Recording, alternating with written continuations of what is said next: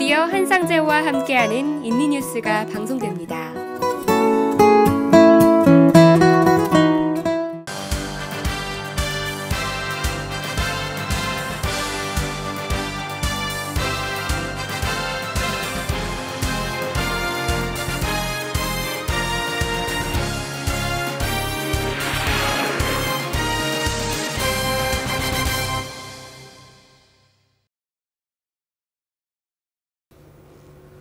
네, 여러분 안녕하십니까? KTV 한상재입니다.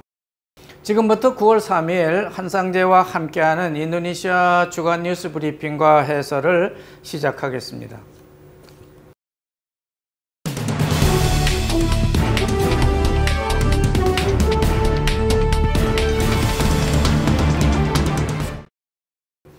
지금 우리는 9월의 문턱을 두드리고 있는 가운데 한창 북적이던 자카르타 팔렘방 아시안게임도 이제 막을 내리고 다음 개최지인 항저우 중국으로 깃발을 넘겼습니다. 한마디로 인도네시아 아시안게임은 아주 성공적이었다는 평가를 주고 싶습니다. 인천 아시안게임 이후에 갑자기 베트남이 개최지를 반납하는 바람에 자카르타 팔렘방 아시안게임을 얼떨결에 받아든 인도네시아는 아홉 전 자카르타 시장을 잃고 한동안 말도 많고 상당히 지연되는 듯 했습니다. 그 뒤 아니스 바스웨단이라고 하는 시장에 당선되었지만은 자기가 유치한 대회가 아니기 때문인지 별로 아시안게임 준비에 큰 관심을 보이지 않았다는 생각이 많이 들고 있습니다. 그렇지만 조코위 대통령이 대신 나서서 에너지 오브 아시아라는 캐치프레이즈를 내걸고 제18회 아시안게임을 아주 산뜻하게 마무리했습니다. 인도네시아가 아시아의 에너지 국가라고 하는 것을 재확인해보는 그런 게임이 아니었나 하는 생각이 들고 있는 겁니다. 급하게 MRT와 LRT를 건설하고요. 자동차 홀짝제를 시행하는 등의 아주 어려운 조치 등을 취하고 스나인 경기장도 말끔하게 수리를 마치고 주변 경관까지 아주 근사하게 꾸몄습니다. 이렇게 준비된 스나인에서 멋지게 비네카 뚱갈 이까 이념을 담은 다양성 속의 조화라고 하는 테마의 개막식을 선보이고 폐막식에서도 고생하는 롬복에서 폐막식 인사를 유튜브를 통해서 보내는 일종의 정치적 이벤트로 롬복 관광 마케팅까지 한꺼번에 성공적으로 마쳤다고 볼 수 있겠습니다.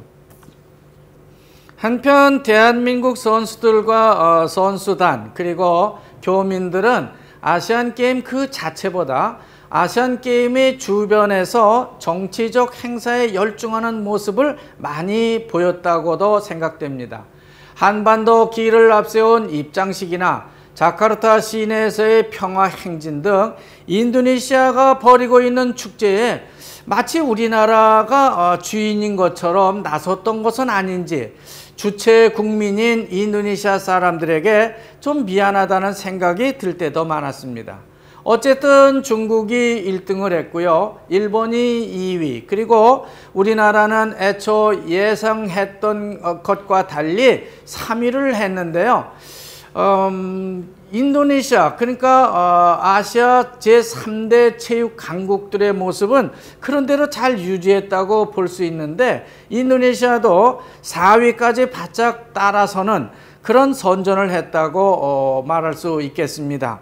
한편 북한은요 13위로 한참 밀려난 아주 성과가 부진했다고 생각이 됩니다.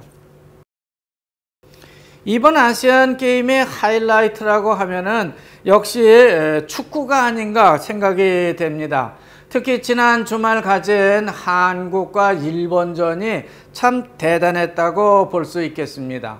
인도네시아 한인 동포들도 많은 사람들이 응원에 올인하는 모습을 보여줬습니다.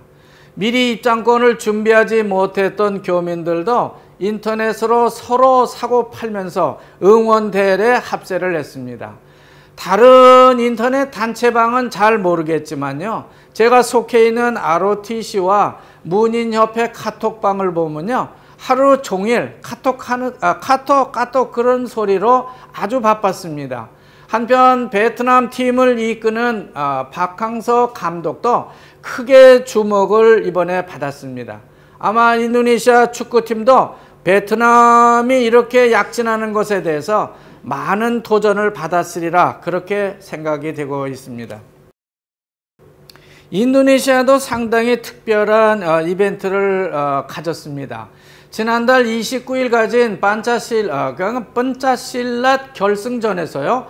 인도네시아 팀이 말레이시아 팀을 이김으로써 인도네시아는 금메달 30개, 은 22개, 동 35개, 토탈 87개의 메달을 확보하고 중국, 일본, 한국에 이어서 종합순위 4위를 지켜나갔습니다. 그러자 이날 경기장은요, 인도네시아 고위 정치인들의 축제의 한마당이 되고 말았습니다. 경기를 참관하던 조코이 대통령과 인도네시아 빤짝실랏 회장으로 있는 프라보 수비안토 그린드라당 총재가 서로 얼싸안고 인도네시아 승리의 기쁨을 나눴기 때문입니다. 자, 그럼 이제 아시안게임 이야기는 그만하고요. 다시 일상으로 돌아가서 지난주 뉴스들을 좀 살펴보도록 하겠습니다. 지난 29일 북부 수마트라 다나오토바의 내수면 양식장 물고기가 갑자기 떼죽음을 당했다고 합니다. 즉시 해양수산부는 떼죽음 원인이 뭔지를 밝히기 위해서 특별조사반을 파견해서 지금 조사를 하고 있는 중입니다. 일단 조사반은 호수의 수면온도 상승에 따른 산소 부족을 염두에 두고 조사를 하고 있다고 합니다. 이런 현상은요, 내수면 호수에 종종 발생하고 있는데요. 이런 현상을 우리는 업웰링 현상이라고 말합니다. 수표면과 같은 곳의 그 물 온도가 크게 밑과 위가 차이가 나게 되면은 아래의 물이 뒤집히는 현상을 말하고 있는 겁니다. 이런 현상이 또바 호수에 나타나게 되면서 물고기가 떼죽음을 당한 게 아닌가 그렇게 추정을 하고 있는 겁니다. 지금 중남미 베네수엘라 난민들이요, 그 주변국으로 마구 탈출을 하고 있기 때문에 큰 사회적 문제가 되고 있다는 외신이 크게 전해지고 있습니다. 제가 멀리 떨어진 베네수엘라 난민 문제를 이렇게 주의 깊게 다루고 있는 데는 두 가지 이유가 있기 때문입니다. 하나는 그 나라가 좌익 정부의 포주기 정책이 가져다 준 결과가 나타난 것이라고 볼 수 있고요. 다른 하나는 그 나라에 인도네시아 교민들이 많이 살고 있기 때문입니다. 그들은 주로 식민지 시대에 수많은 사람들이 그 나라로 건너갔습니다. 마치 우리나라 국민들이 조금이라도 돈을 벌기 위해서 하와이나 쿠바의 사탕수수 밭으로 일하러 갔던 그런 역사와 비슷하다고 할 수 있습니다. 지금 우리나라에도 근 5만 명이 넘는 인도네시아 교민들이 우리나라에서 일을 하고 있는 것으로 알려지고 있는데, 인도네시아 사람들이 베네수엘라에도 상당히 많은 사람들이 나가서 살고 있습니다. 그런 역사를 가진 베네수엘라 좌익 정부는 한동안 상당히 떵떵댔습니다. 그렇지만 지금은 경제적 실정을 어떻게든 감춰보고 또 살려보려고 노력을 하고 있다고는 하는데, 그 나라 국민들은 페루라든지 칠레 등 이웃하고 있는 나라로 무작정 탈출을 시도하고 있다고 하는 겁니다. 물론 조코이 정부도 베네수엘라 국민 탈출 현상을 아주 면밀하게 주목하고 있을 것으로 생각됩니다. 그것은 거기에 인도네시아 교민들이 많이 살고 있기 때문이죠. 얼마 전에 인도네시아 정부도 해외 인도네시아 교민들과의 협력을 모색하면 어떨까 하는 방안을 논의한 바 있습니다. 마치 중국의 화상이나 우리나라의 한상과 같은 그런 조직을 생각하고 있는 것 같습니다.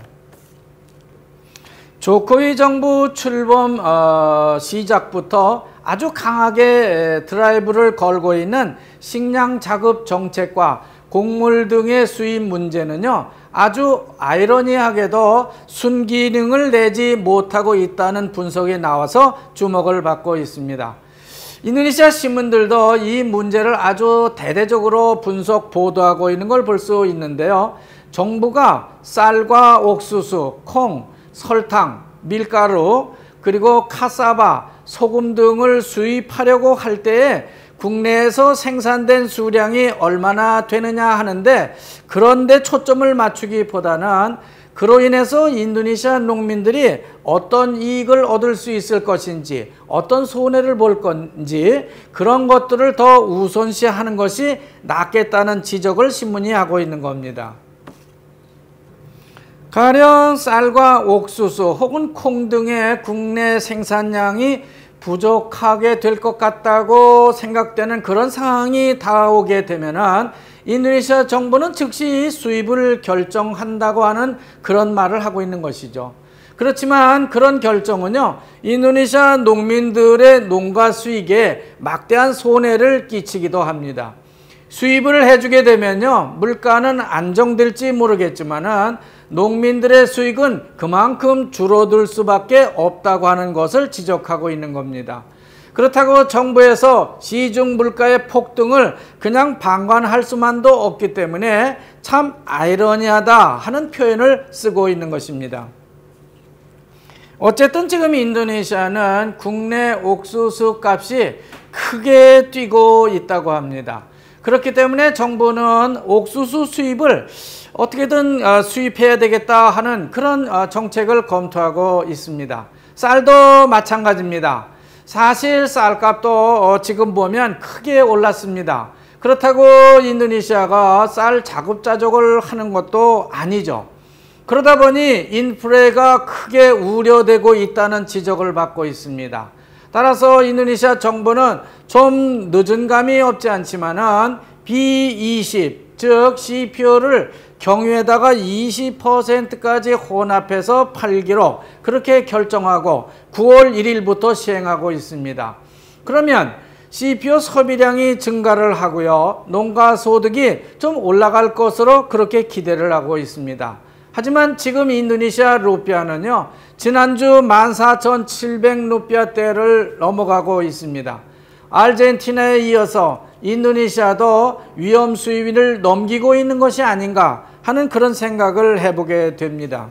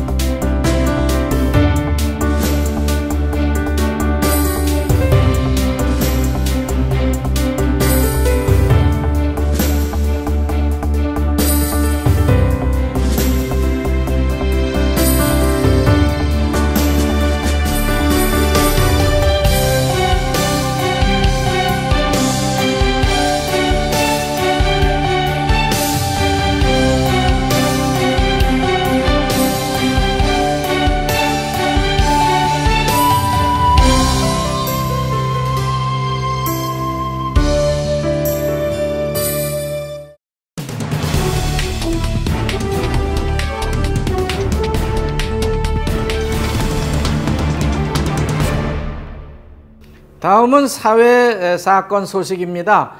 자카르타 경찰은 지난주 플로우스리브 리조트에서 자고 있던 외국인들의 방에 들어가서 가방을 상습적으로 뒤져오던 현지 리조트 종업원 2명을 검거했다고 발표했습니다.